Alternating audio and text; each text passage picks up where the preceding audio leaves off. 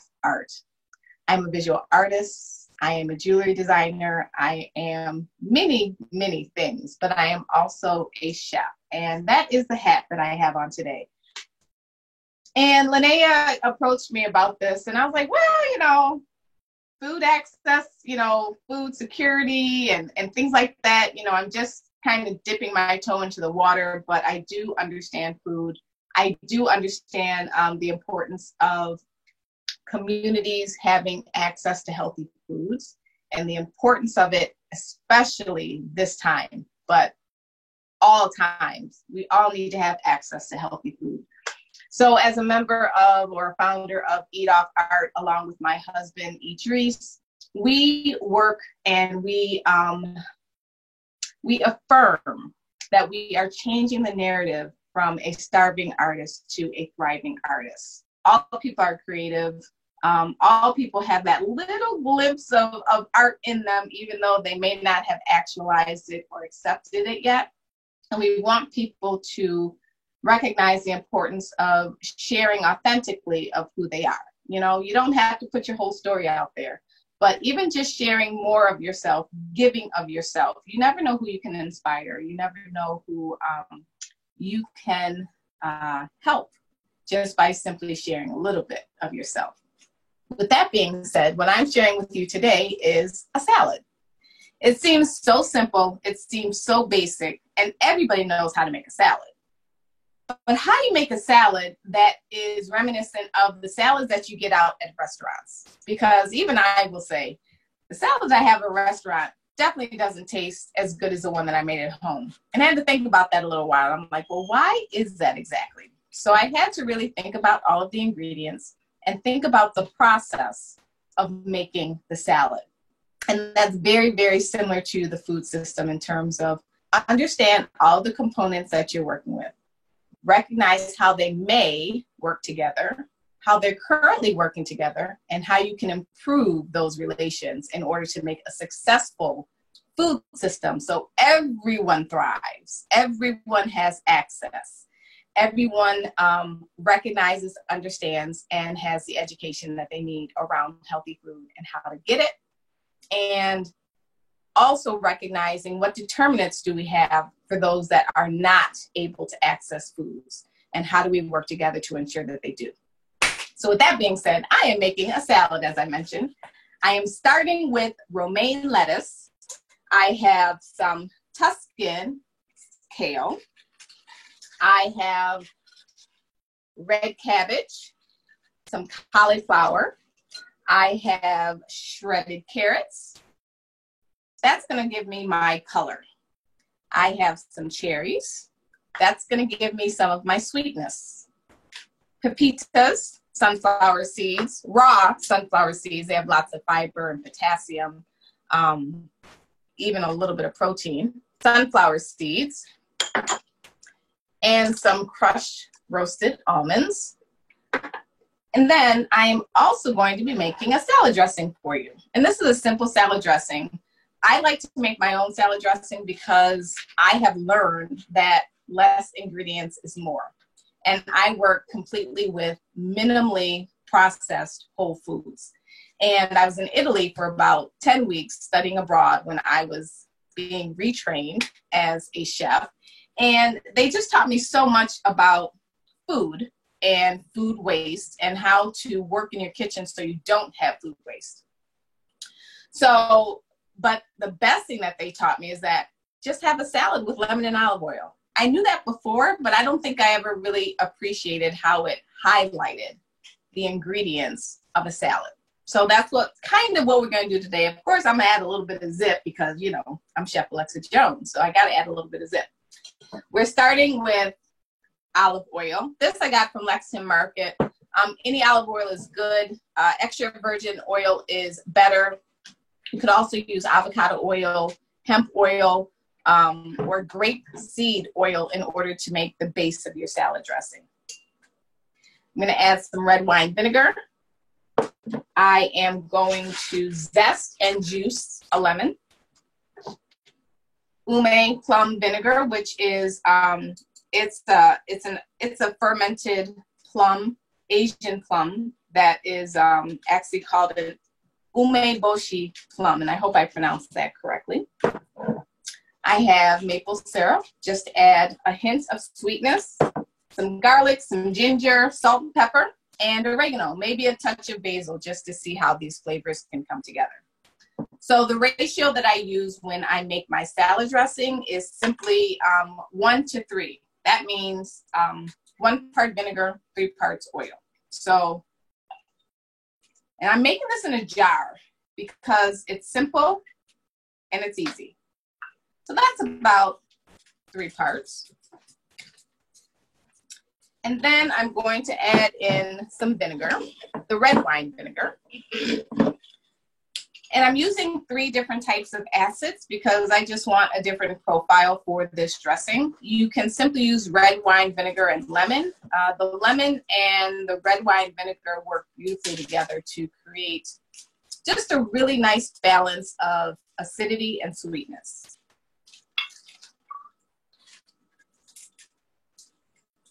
Okay, just a touch more.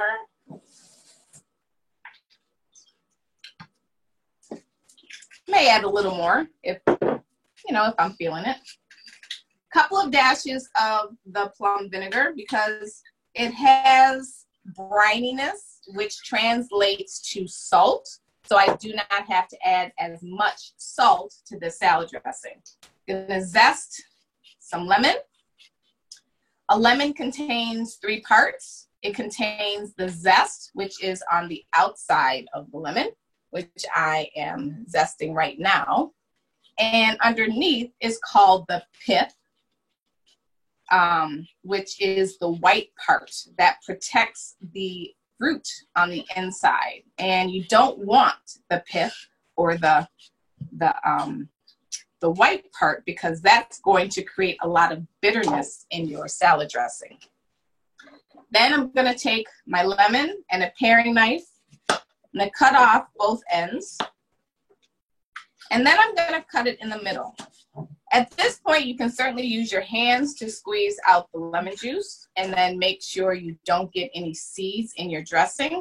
But I'm going to use a juicer that you can get at any local store. Now I'm going to use the whole lemon. And these are tools that some people may not have. Some people may not have access to. The tools just make it convenient. Your basic tools are a knife and your hands and your brain, because if you don't have something, you need to improvise in order to make it work for you. And then now I'm going to add my seasonings. I'm going to add some garlic. I can simply mince garlic. I could always use granulated garlic or garlic powder, or I could press the garlic, or I can use jarred garlic. But garlic will help emulsify your dressing so that the oil and the vinegar stay together and you have a wonderful dressing. You know, you don't want to just start pouring and end up with only oil on your salad. So we're going to shake this so that everything emulsifies, comes together, and works in unison. I'm going to add a little ginger to highlight that ume plum vinegar. A little bit of basil for some green color and sweetness. Oregano. Just a couple pinches, because this is only 8 ounces of dressing. This is an 8-ounce jar. Touch of salt, because remember, we already added salt to our dish or to our jar. Pepper. You can also always add crushed red pepper or cayenne pepper. And then for my sweetness, a hint of maple syrup.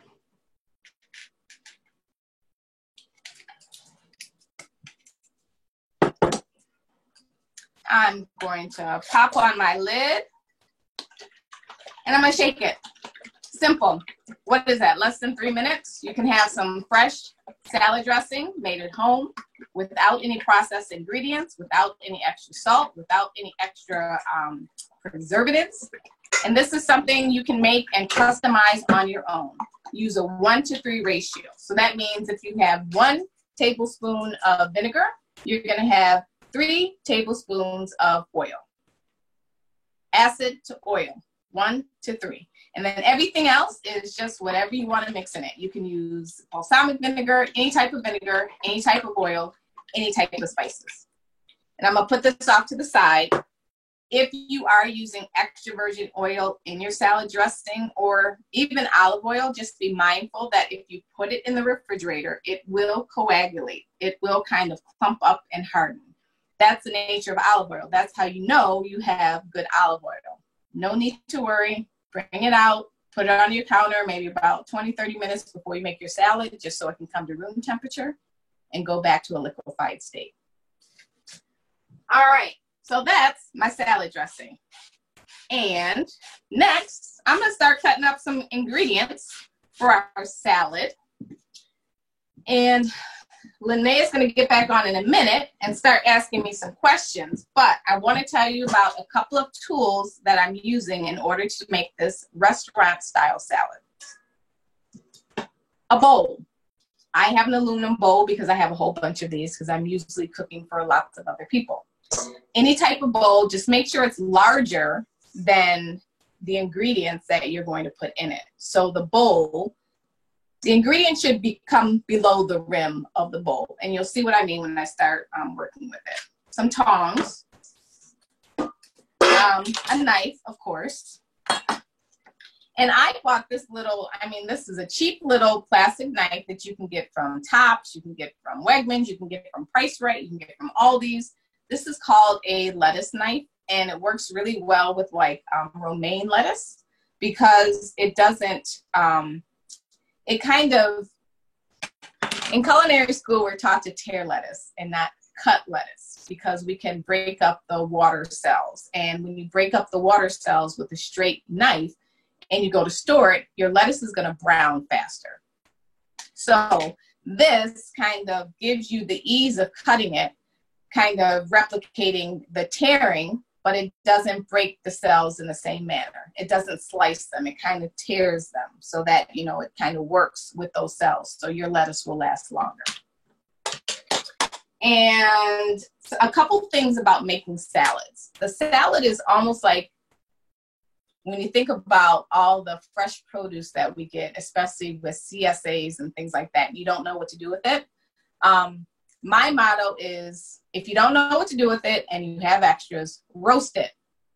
High heat oven, salt, pepper, olive oil, make sure everything is coated, put it on a baking sheet, throw it in a high heat oven, and let it cook for about 15-minute increments until it's nice and caramelized and soft and beautiful.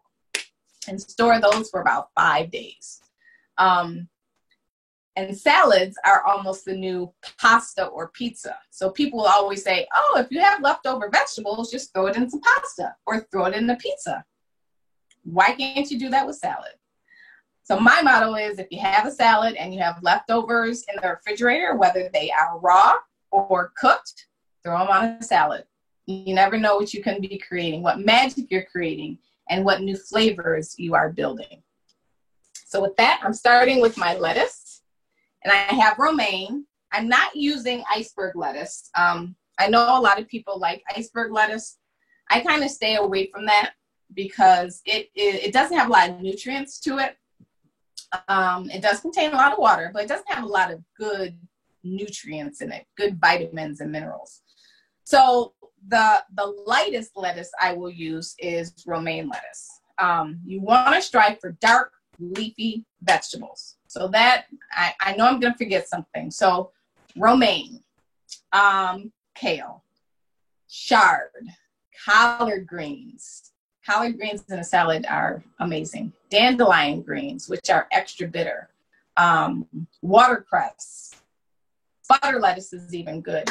All those lettuces have lots of good, healthy things for our diet. And one thing about some of the greens and why some people don't like the dark leafy greens is because they're bitter. Well, bitter is actually a really good, healthy flavor and taste for us to have. What do you think about when you eat something bitter, like even lemon, for example? that, which is sour, but bitter is kind of close to sour. You kind of get that, you know, that feeling or that saliva in your mouth. And you're like, oh, you know, I really don't like the bitter because it just, you know, it kind of just makes me close my eyes and cringe. Well, bitter is good. That saliva that's happening in your mouth is actually starting the digestion process. So with that saliva, it starts breaking down your food. And then once it goes in down your esophagus and into your stomach, it helps start that process so that it's easier for your body to break down all that food so that your blood and bones and skin and muscle and cartilage can get all those vitamins and minerals that are so necessary for our bodies. So bitter is good. I know as a people, as a nation, as a world, we kind of like more of the sweet flavor because sweet makes us happy. Sweet gives us energy. We celebrate with sweet. We commiserate with sweet. We praise with sweet. Cake, cookies, pies, sweet fruit. Start with sweet, sweet fruit. Yes, it's beautiful, it's wonderful, but it's not the best for you. Fruit, yes. The other stuff, not so much. Too many sweeteners in our bodies can actually withdraw moisture from our cartilage. And, you know, we start feeling joint pain and start aching, and, you know, it can bother with our stomach and cause some acid reflux, and it can create a lot of inflammation in the body. So that's another reason why I work with minimally processed whole foods, because processed foods, the things that you find in cans, boxes, and the freezer, they do have a lot of sugar. They do have a lot of sodium. So you want to try and stay away from those as much as possible. Because we are talking about food security and food access, a lot of people don't have that opportunity to make those choices. So you have to supplement in some way. If you know that you're going to be eating, you know, canned beans or rice or something like that, when you have the opportunity, when you have some extra funds, when you have the ability to get to a market, try and get some of that lettuce. Try and get even some frozen vegetables are better than always having breads and pastas and meats and things like that. And one of my premises is always make vegetables the star of your plate. Our plate, our government plate, the USDA always says, or our SAD diet, Standard American Diet, always tells you to make sure you always have protein on your plate. And for many reasons that I don't think we have enough time to even talk about or discuss or answer questions about or have a dialogue about, we think that protein needs to be at top of mind when we're thinking about what we're going to make. Well, it shouldn't always be at top of mind. Make protein your side dish, all right? So make that the afterthought. Start thinking about vegetables and how you can transform those, how you can cook them in a way that you haven't cooked them before, how you can season them to make them more than just simply cauliflower. Or how can you cook them and start eating them so that you can actually enjoy the flavor of that produce, of that vegetable, of that fruit. Fruits and vegetables have beautiful flavors. They have wonderful content of water to help our bodies, because if we're not drinking enough water, which you should be, eating vegetables and things like that are going to kind of help you get the liquid and the hydration that your body needs. So I know I kind of went off on a tangent, and Linnea, you can jump in at any time because I will keep talking because I love vegetables. I love talking about food because it's so important.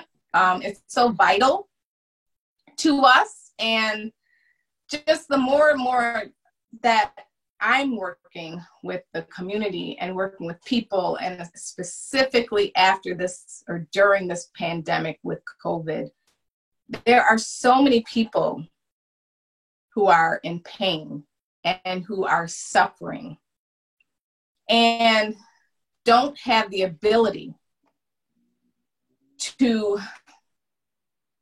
make the choices that they know are good for them, they want to do, but their grocery store is over a mile away. They don't have a car. There's no bike.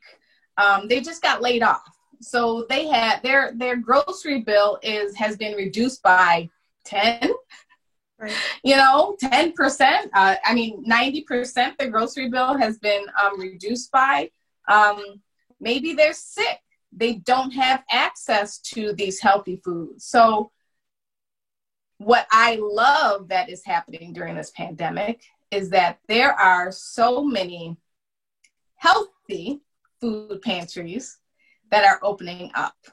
Food pantries that are focusing on fresh foods in order to get them to the communities that require it and need it, so that we can build up our immune system, so that we can have the proper food that we need in order to fight this pandemic and this coronavirus. Yes. Yeah. It's something that you speak in my language too. And I know so many of our viewers too. And I could talk about veggies all day long, but I think the thing, like you touched on, the pandemic especially made it clear for a lot of groups and people just how difficult it can be to access that healthy food. And so many people who were never in need before now are. And a lot of food pantries, I used to run a food pantry for several years in Dunkirk, and the lack of just fresh produce is really disappointing to a large amount of the community, because no one wants to go to a food pantry. No one, they don't want to be in that position, but for whatever reason they found themselves in that position, and they finally have the courage or the acceptance to ask for help, and they get there and there's no lettuce or collard greens or apples or that they deserve to enjoy. So I think it's so important that, like you said, all these healthy food pantries and so in your work that you do as a chef or even as an artist, what are some of the barriers that you see for the community to access that healthy food? Oh, there are a lot. Yeah. We can just start simply with, the food deserts. Obviously, I think we're changing that phrase. I can't remember what it is. Yes, food apartheid. Food apartheid, yes. It was on the tip of my tongue because I just talked about this last week. Food apartheid is, let's start with that. If you look at, for example, I was teaching at a particular school, and I was talking about food apartheid and the fact that people don't have quick access or easy access to a grocery store. And the only access they may have to food is a corner store. And that's maybe a mile away or 2 miles away when you don't have a vehicle, you don't have a bike, you don't have, anyone that you can call to say, hey, I need a ride. And it was so amazing because these kids were like, oh, well, that's in another country. That's not, anywhere near us. Why do we need to be concerned about it? I said, you need to be concerned about it because many of your neighbors, many people in New York State, many people in Buffalo, many people in the United States live with food apartheid. They do not have access. There's no way to get to fresh food. So corner stores, there's a corner store initiative that's happening in Western New York. It started a couple years ago. And the goal was to get healthy produce and healthy food into the corner stores. Mm-hmm. Some corner stores didn't want to do it. Yeah. Yeah. So, and then the other part to this food apartheid is if you are able to get to a corner store, sometimes the prices are 3 times the actual price of what they are in a grocery store. Astronomical. And a lot of times too, the produce that we see that's limited, to 7-Elevens it's not very good produce. It's not. It's usually the bottom of the barrel. It's the last pickings, or it's food that's been sitting on the shelf for a long time because nobody's purchased it. Then you need to ask yourself, why are people not purchasing the fresh produce or the healthy foods that they have access to? so that it stays on the shelf for a long time. Well, maybe people don't know how to cook those foods, and that's kind of where I come in. And I work with food education, and I work to help people learn how to make dishes. You know, how do you cook broccoli? How do you cook cauliflower? It may sound strange to some people that are on this call right now, but you'd be surprised that, one, some people don't even know what certain vegetables are. Yeah. Yep. Fennel is Even an amazing simple vegetable. It is. Oh, I love fennel. It's so good. And some people don't know what it is, let alone how to cook it. No. And we see too, like even simple vegetables, like there's so many. Every day I feel like I learn about a new vegetable. I learned about these or fruits like cucamelon, these little, they look like little baby watermelons, but they're cucumbers. So there's all these, you know, exotic kind of fruits and veggies, but also like what we've run into even in Jamestown, and I'm sure this happens in Buffalo and across the country, is we even have people who've never seen a tomato. Yeah. Who've never seen a blueberry. You know, things that so many of us take for granted. And so it's very eye-opening to know, well, their access is so much more than just the physical access, because it could be in front of a person, but if they haven't had the educational access or even the financial access, you know, they don't have certain tools. You know, there's so many people that live without refrigerators or stoves. Or stoves. Yeah. Or pots. Yep.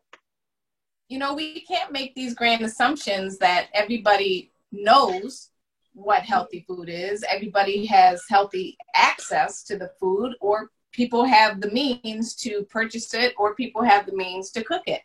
We can't make these assumptions. We can't say, oh, well, how come they can't just go to Wegmans and, you know, pick this up? Well, first of all, Wegmans is expensive. It is. Second of all, you know, even if it's a right or Aldi, which is more affordable, you don't know people's pockets. You don't know their situations. You don't know what they have access to. And another thing that we need to talk about when we talk about food apartheid and food access is mental health. Oh, yes. Huge. Do we have the capacity to say, okay, I'm going to go get some tomatoes and some lettuce and some cucumbers and onion, and I'm going to make this wonderful healthy salad for my family?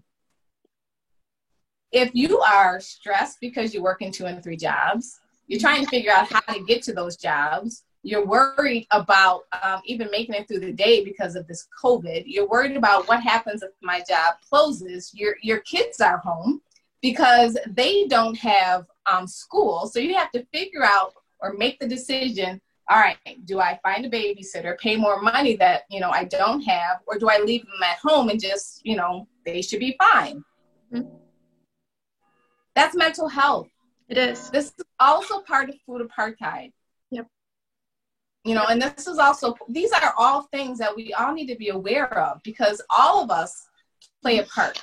You may not be working with food. You may not think you're in the food system, but all of us have a responsibility or should be inspired or should figure out to find out, even their neighbor. Does my neighbor need help? We don't talk to our neighbors anymore. We don't have communities like we used to, where, you know, you can go outside and say, hey, how you doing? I see you just moved in. Or, hey, you know, you're working on your car. Do you need anything? We don't have that anymore. Yeah. And I don't know if that has contributed to a lot of the things that we're doing, but, you know, I don't know. I like we've talked about, we both have so many thoughts and so many ideas that, you know, we can always keep going about what the issues are and what can we do to make things better. But everybody has the ability to do at least one small thing. They do, and we all play a role in that larger food system, you know, even if, you know, so even something like composting, which on its surface, you know, what does composting have to do with food apartheid or food security? You know, just looking at our programs, we have the compost piles at the community gardens. We turn over that compost and use it for soil for the community plots. And then we use that soil to grow food. This year, we're going to have some community plots specifically that will be growing food that will then be given to the mobile market or our food pantries. So, you know, there are people who love compost. There are, as much as there are a lot of people that don't love compost for many reasons. Yeah. For many reasons, because, you know, people are developing, and then we have critters, and if you're composting, those critters like to hang out.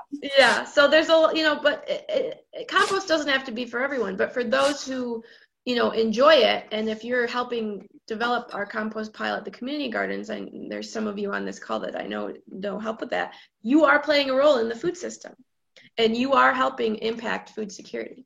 And so, you know, thinking in those ways about the role that you play, it doesn't have to be on the surface, you know, volunteering at a food pantry or giving somebody a ride to the grocery store. Those things are great too. There are other ways that we can all contribute. Yeah, and it's good that, you know, your organization is around, along with the other organizations that I know in Buffalo that are working with community members in order to help them recognize that they do have a part, you know, even if it's starting with your own backyard. So we have Freedom Gardens here in Buffalo. We have Grassroots Gardens. We have MAP, Massachusetts Avenue Project. We have Urban Fruits and Veggies. We have more African Heritage Food Co-op.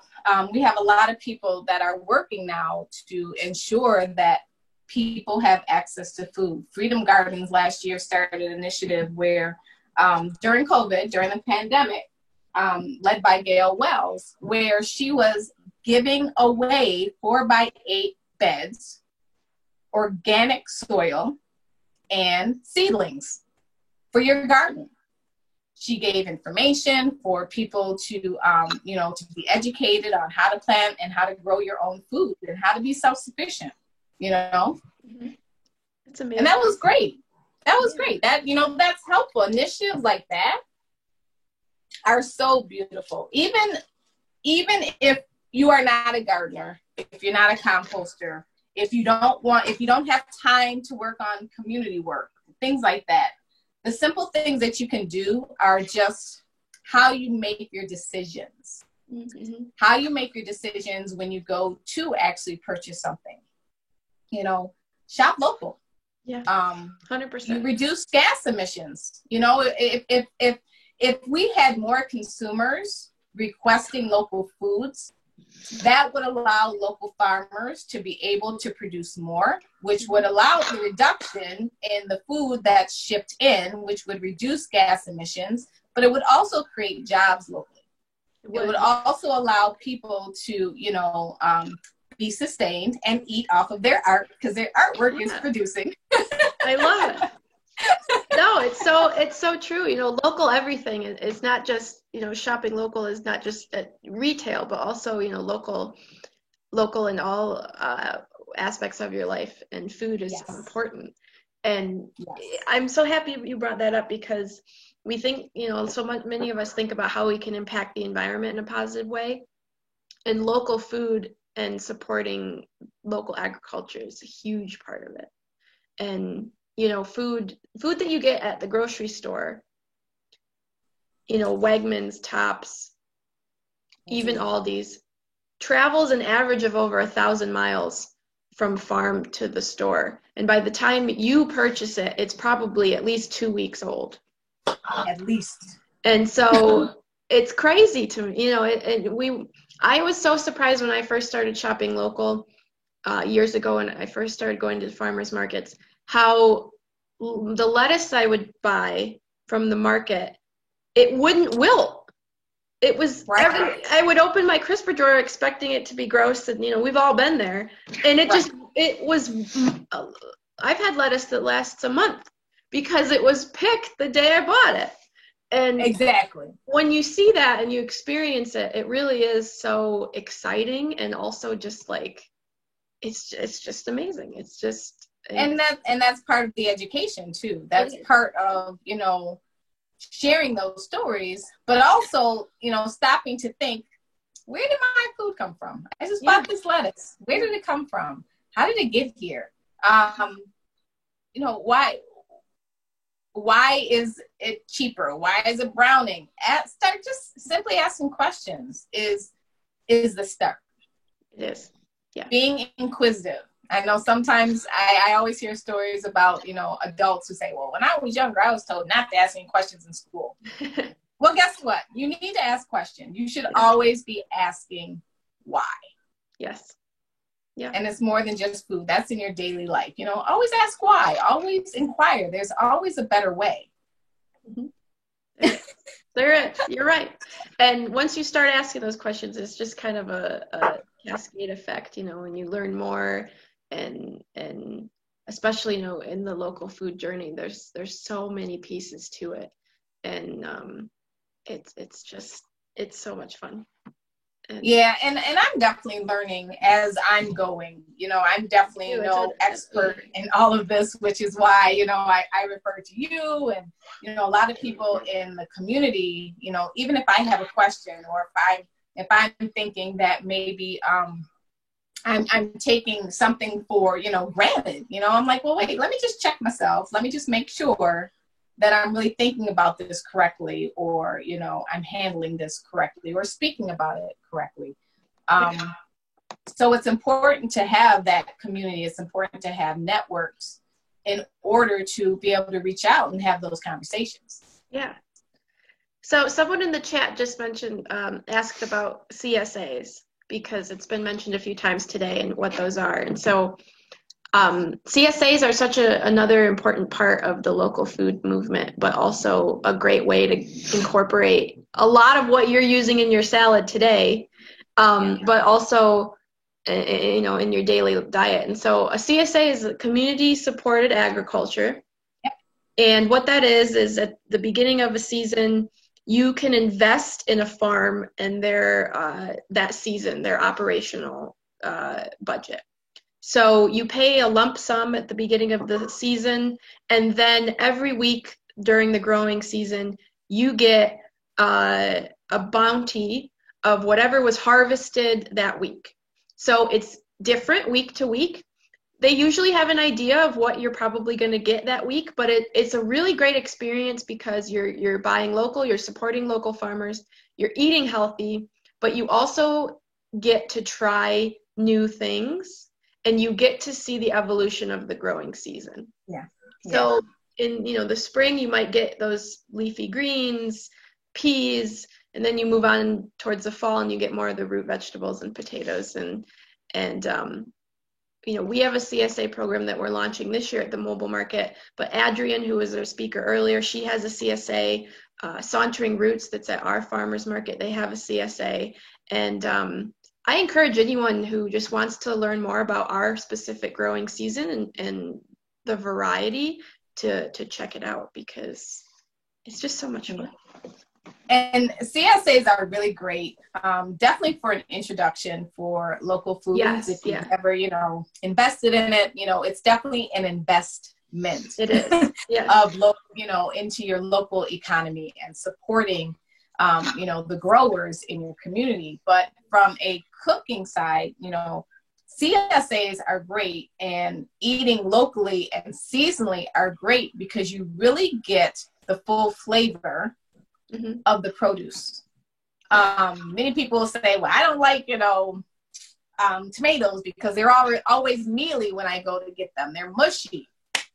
That's because they've been sitting for several times. But if you ever have a tomato right off the vine, picked off of the vine, you will literally fall in love. The sweetness that it has, and just the texture of the fruit is beautiful.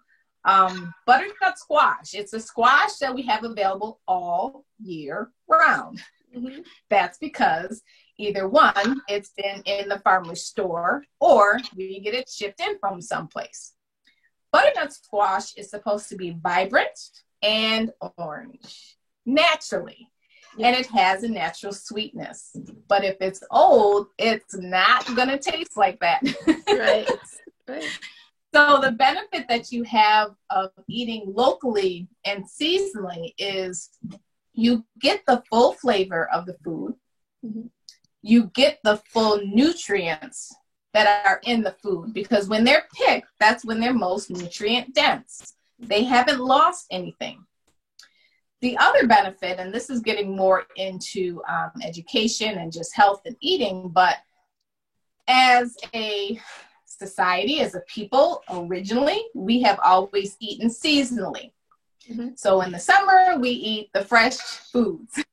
We eat the salads. We eat, raw vegetables or steamed vegetables, simple dishes. And in the winter, we eat heavier foods because we need to pack on to store energy.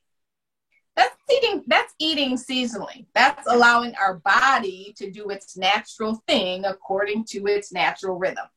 Yep. We've kind of gotten away from that. And that's also impacted our health and our immunity and just the way that we eat foods and combine foods when we're eating them.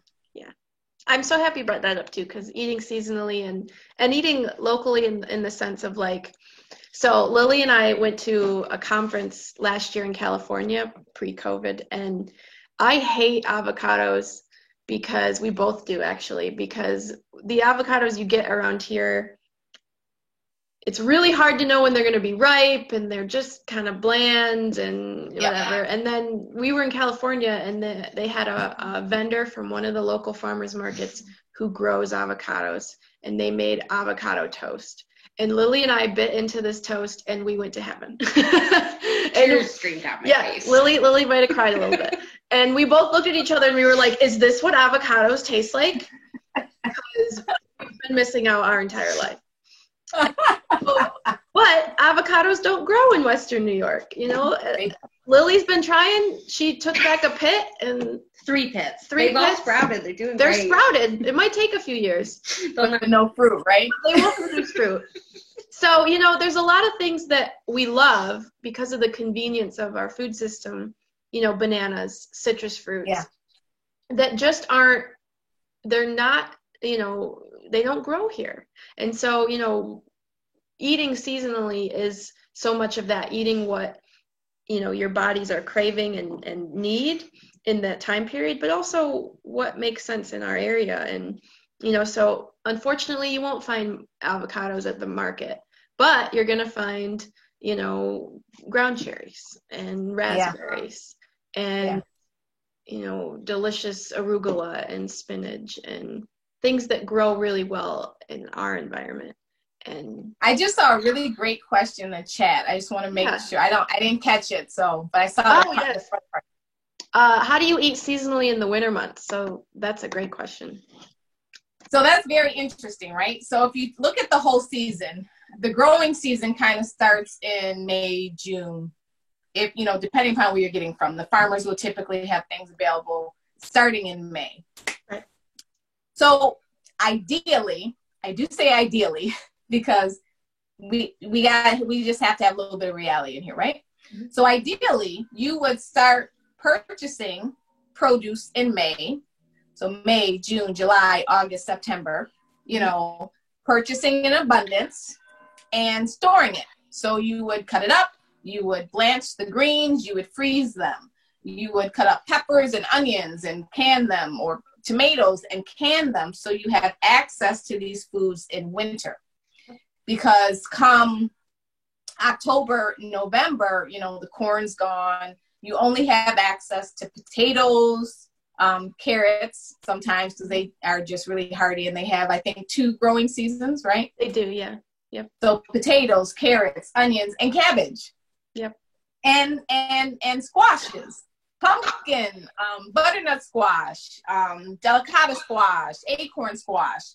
All of these things are abundant during the winter because they store very well, and you can, keep the freshness of them a little better. Yep. So after the spring and the summer months and your fall months start coming and your winter, this is when you start migrating, where that you are using more potatoes, carrots, onions, and squashes, and you're supplementing with some of the greenery that's in your freezer or from your pantry with the foods that you canned.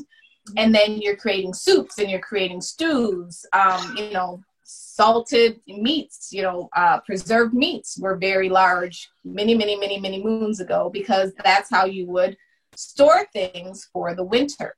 Yep.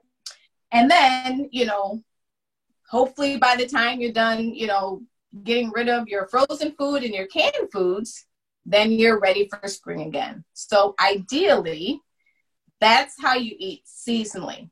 A lot of education, a lot of patience, a lot of time that we simply don't have time for now. So in terms of us currently eating for the winter, we just have to be smart. We just have to make wiser decisions. Yes, try to shop local as much as you can.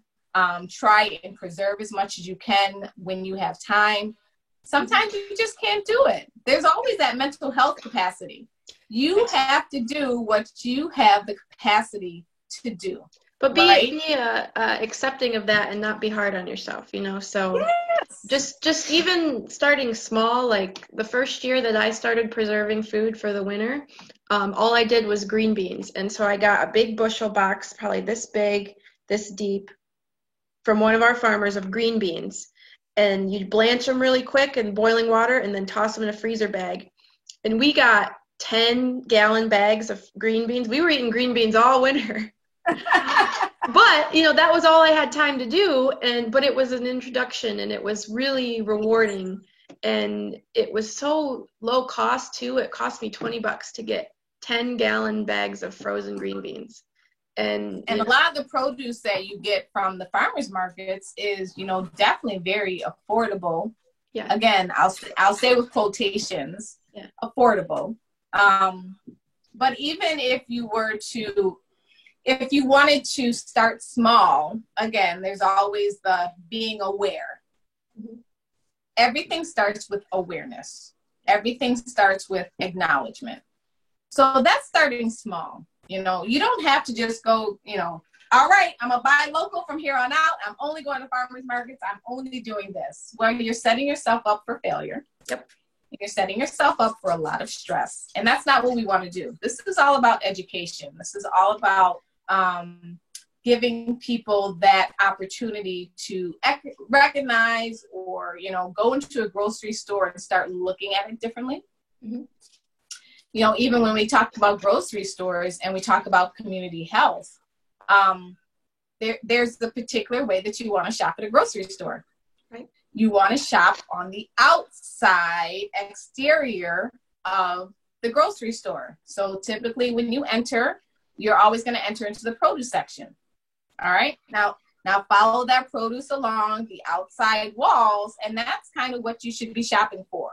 Fresh produce, and frozen foods. Mm-hmm. And then you check out. Yeah. If you shop in the aisles, you're getting those highly processed foods, a lot of the salted foods, a lot of the condiments. Mm-hmm. So you want to be mindful of that. You don't have to, you know, make abrupt changes, but be mindful. When you go into the store, I want you to do a couple of things. One, look for the local signs, you know. Look for how far your produce has been shipped. Next, I want you to look at how your grocery store is set up. Look at what's on the outside. You got your produce, you got your meats, you got your cheese, and you got your frozen stuff. And then you have the checkout. So just take a quick walk. Go right around. Don't go down in the aisles. Just go right around the outside and start looking and changing your lens and your perspective just a little bit. You don't have to make a grand gesture or big steps, but just small baby steps. Mm-hmm. Mm-hmm. I love that suggestion. I love it, and I hope that everyone. You're right. It's just mindful of it, and it's fun too. You know, just to change that. It is, and even if you introduce one vegetable a week that you've never had before, you know, something that you can afford, something that looks interesting. If you don't know, grains, yep, grains are good, absolutely. And grains are, we could, I think you're going to have me back on so we can we can chat all day. But what was I saying? So what was I saying? I forgot. Well, just, being mindful and introducing one new thing to your diet every week.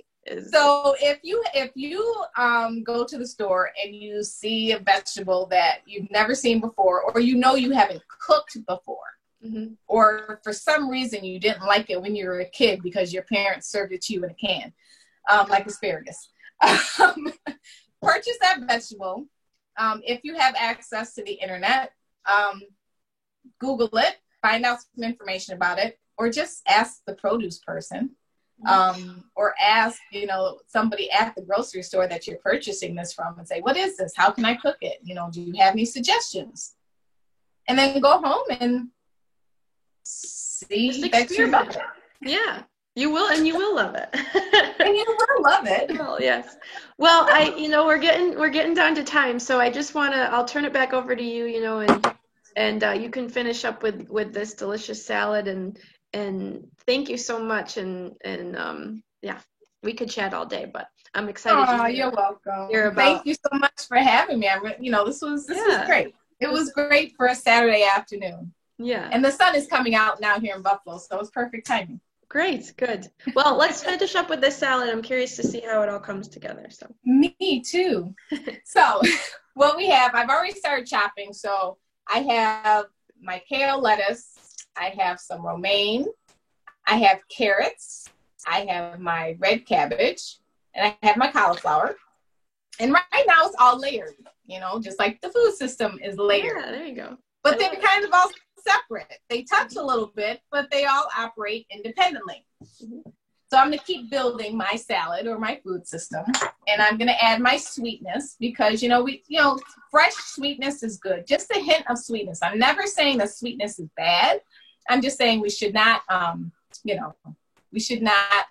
rely have too much. Yeah. Yes. Yeah. Be light on it. We should always have a good variety of things. Just like the salad. We have lots of color in the salad. So I chose cherries. You can always use like golden raisins or chopped up apricots or even fresh fruit would be really great in a salad, right? I love pears in a salad. Pears in a salad are beautiful. Pears and apples, they're hearty, they're sweet.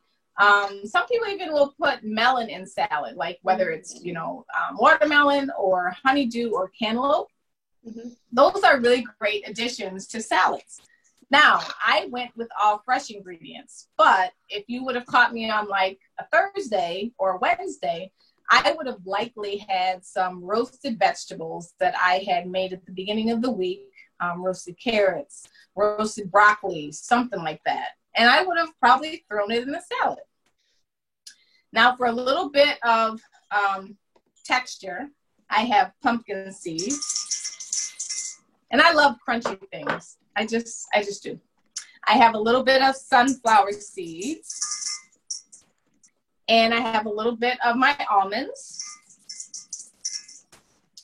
And to any salad, you can always add whatever protein you want. You can add some cooked fish, some cooked chicken, some cooked beef, some cooked shrimp. Whatever you like, you can always add to a salad. Now, typically, this is what we'll have. And we'll pour the dressing over, right?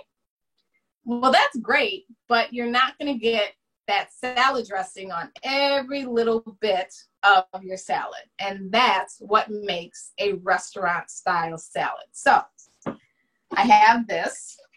I have my salad dressing, and I have my tongs. So, perfect. I'm going to pour some salad dressing on. And I'm going to take my tongs and I'm going to toss to incorporate my vegetables, my toppings, and my salad dressing. Now, you may say, well, yeah, I've done that before, but all the toppings go at the bottom. Well, we're not done yet. So give it a really good toss. And again, look at it. Make sure the leaves are glistening.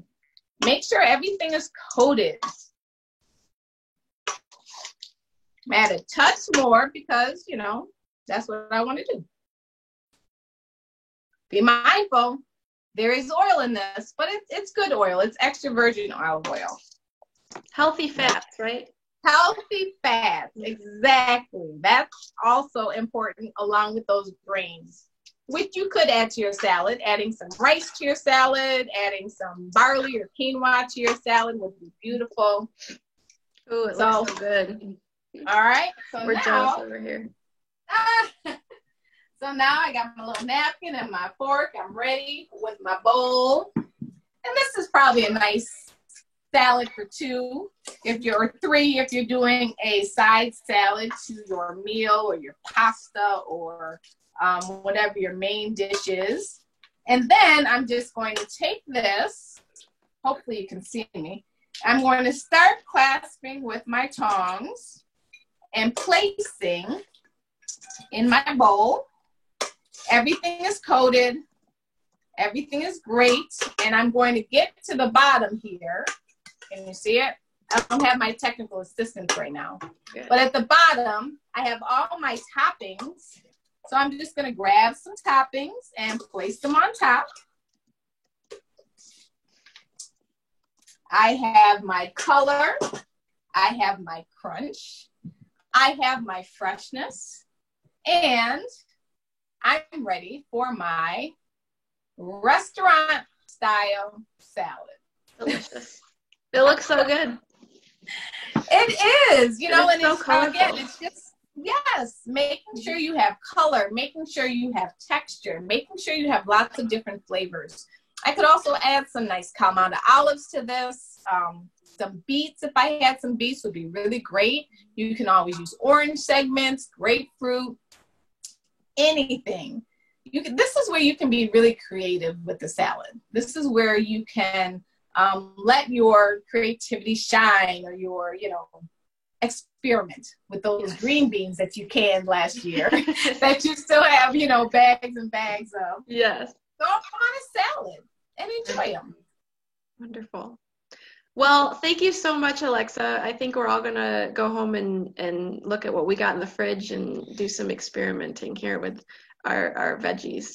And thank you for just a great conversation on food systems and food access. And, I'm so excited that we had the chance to chat today and share our passions. And how can people, before we sign off here with you, how can people support what you're doing and the initiatives that you're a part of? Lots of different ways, so many ways. But one, you can always Google me, Alexa Wajid. But our website, our first website is www.eatoffart.com. There you'll find lots of our merchandise, lots of our artwork, and lots of our jewelry. Handmade, everything is handmade, everything is local. You are definitely supporting local artists and local business owners. You can also go to www.alexa, Alexa, Joan, JOAN.com. And the other way that you can support is simply supporting artists, creatives, and business owners, recognizing that we all have value. We are all working to, support our family, because we may not have full-time jobs where we have that designated check all the time. And you don't always have to support financially. You do not always have to purchase something. Support also includes sharing information. Share my website. We're also on social media. We're on Eat Off Art, on IG, Facebook, Twitter, and YouTube. And also just be kind, because love wins. It does. I love it. And we love you, and we love delicious fresh veggies, and we love our community. So thank you again, Alexa. This was wonderful. We so appreciate your time and your knowledge and just your energy. And so I did put your websites there in the chat, so individuals can check that out. And we encourage you to follow Alexa on social media. And we hope to welcome you back again for another opportunity with the public market, because this is just the beginning of our food system journey as a community. So we're so happy you could be a part of it today. Well, thank you so much for inviting me. This was really great. Awesome.